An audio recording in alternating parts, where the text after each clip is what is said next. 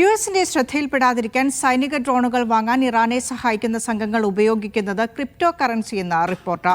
Digital കറൻസിയായ crypto ഉപയോഗിച്ച് കോടിക്കണക്കിന് ഡോളറിന്റെ ഇടപാടുകളാണ് യുദ്ധത്തിനിടെ സജീവമാകുന്നത്.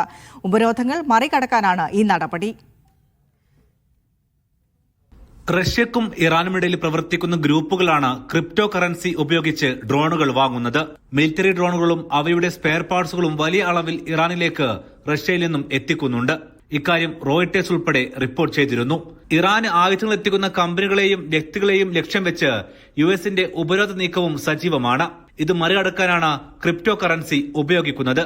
ഡിജിറ്റൽ പണമായതിനാലും ട്രാക്ക് ചെയ്യാൻ സാധിക്കാത്തതുമാണ് ഇതിന് കാരണം. ബ്ലോക്ക് ചെയിൻ അനലിറ്റിക്സ് കമ്പനിയായ ചൈനാലിസിന്റെ പുതിയ റിപ്പോർട്ടിലാണ് ഇക്കാര്യങ്ങൾ പറയുന്നത്.